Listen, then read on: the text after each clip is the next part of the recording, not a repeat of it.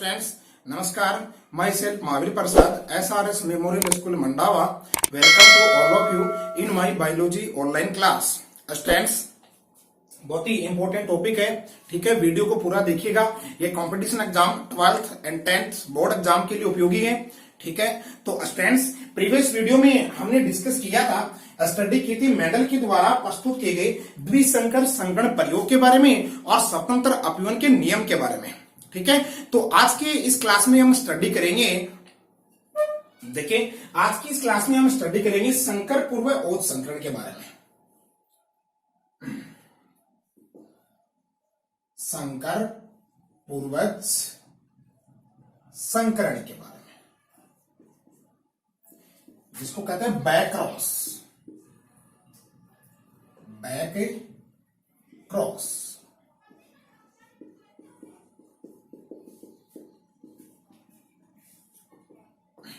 ठीक है।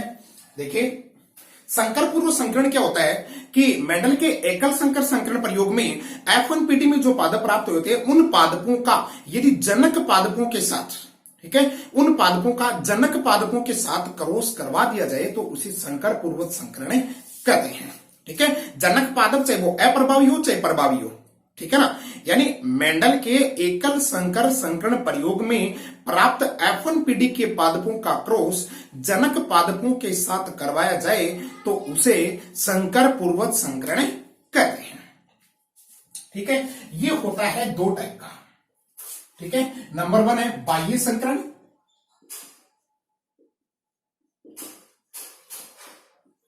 ठीक है, और नंबर 2 है परीक्षार्थ संकरण।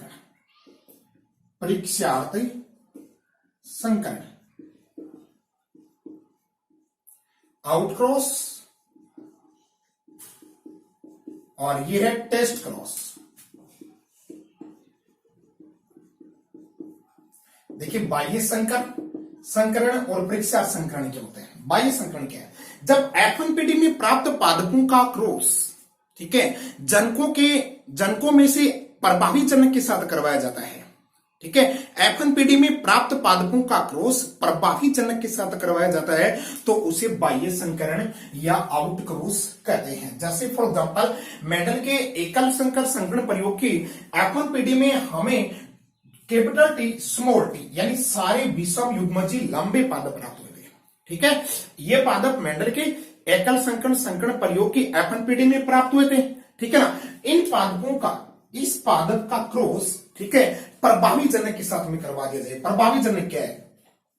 समयुग्मजी लंबा, ठीक है। ये समयुग्मजी लंबा क्या है? प्रभावी जनक है, ठीक है। एकल संकर संकरण में इसी को अपन ने जनक पादप के रूप में लिया था, ठीक है। ये क्या था? प्रभावी, और समयुग्मजी बोना क्या था? अप्रभावी, ठीक है। तो ये है समयुग्मजी लंबा, समयुग्मजी लंबा पादप, ठीक है। और ये है विषम युग्मजी लंबा, विषम युग्मजी लंबा पादप, ठीक है। इनको जनक के रूप में ले लिया। अब इनके बीच में क्रॉस करवाया, ठीक है ना। इनके बीच में क्रॉस करवाया, इनके युग्मक बनाए कैपिटल T और स्मॉल t। इसके युग्मक बनाए दो कैपिटल T, ठीक है। अब इनका क्रॉस करवा दो, ठीक है।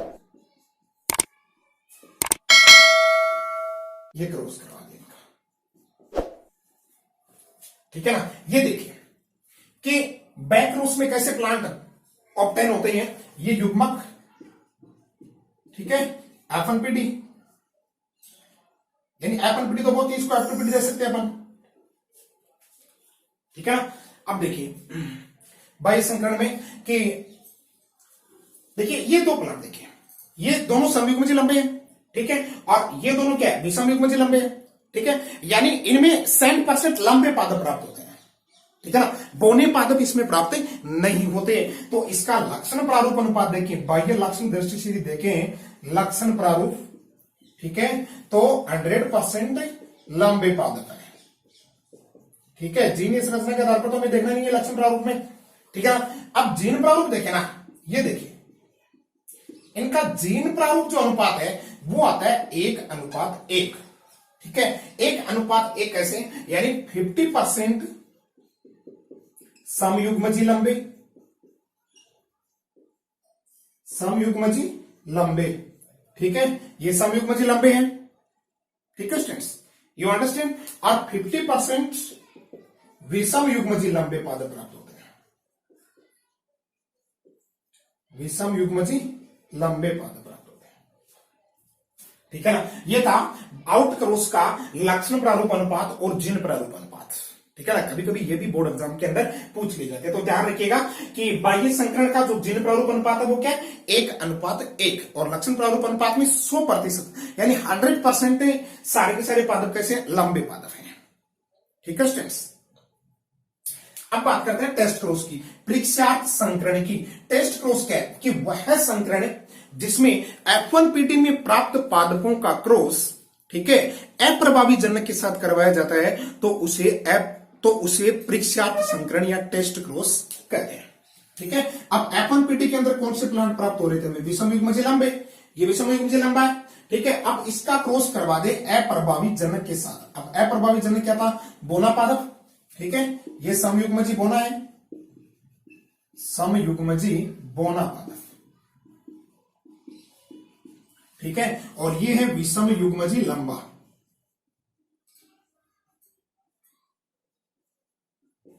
ठीक है।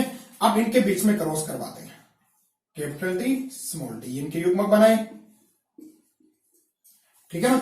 अब इसका क्रॉस इससे करवाया तो कैपिटल टी स्मॉल टी, ठीक है, कैपिटल टी स्मॉल टी, और इससे करवाया तो 2 स्मॉल टी, और इसका इससे करवाया 2 स्मॉल टी। अब इसमें देखिए, इसमें फिनोटाइप और जीनोटाइप ये दोनों 1:1 आते हैं, ठीक है, 1:1, ठीक है। इनका जो फिनोटाइप है वो भी 1:1 और जीनोटाइप है वो भी 1:1, ठीक है ना। देखिए ये विषम युग्मजी लंबे, ये कैसे पादप है, विषम युग्मजी लंबे, और ये देखिए ये कैसे समयुग्मजी बोने, यानी 50% 50% प्लांट्स, 50% प्लांट कैसे विषम युग्मजी लंबे, विषम युग्मजी लंबे, और 50% समयुग्मजी बोने,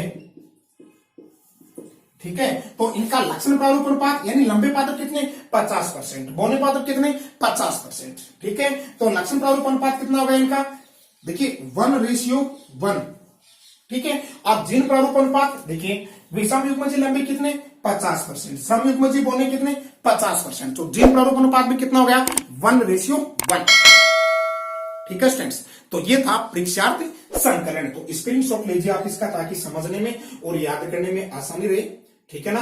अब इसके बाद में नेक्स्ट टॉपिक पढ़ेंगे हम मेंडल के वंशागति के नियमों का महत्व, वंशागति के नियमों का महत्व है।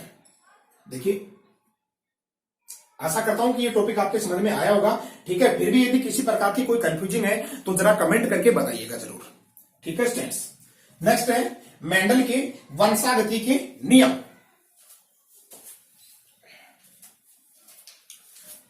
देखिए वंशागति के नियम का महत्व है।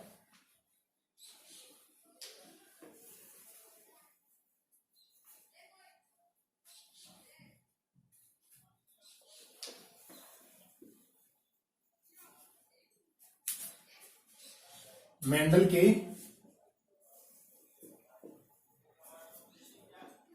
वंशागति के नियमों का महत्व है।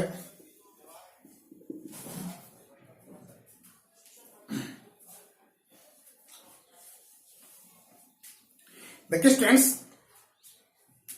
सजीवों के लिए प्रभाविता का नियम बहुत ही महत्वपूर्ण है, ठीक है ना। क्योंकि जीवों के अंदर जो घातक जीन होती है ना, ठीक है, कई घातक लक्षण होते हैं ना, वो अप्रभावी जीन के कारण प्रभावी जीन की उपस्थिति में अभिव्यक्त नहीं हो पाते हैं, ठीक है। इसलिए प्रभाविता का नियम आना वो बहुत ही क्या है महत्वपूर्ण है, ठीक है स्टूडेंट्स। कई घातक जीन जो होते हैं वो अप्रभावी होती है, तो अप्रभावी होने के कारण वो प्रभावी जीन की उपस्थिति में अपने आप को प्रदर्शित नहीं कर पाती है, व्यक्त नहीं कर पाती है, ठीक है स्टूडेंट्स। नंबर 2, नंबर 1 तो ये था ठीक है, कि घातक जीन की अभिव्यक्ति नहीं हो पाती प्रभाविता के नियम के कारण।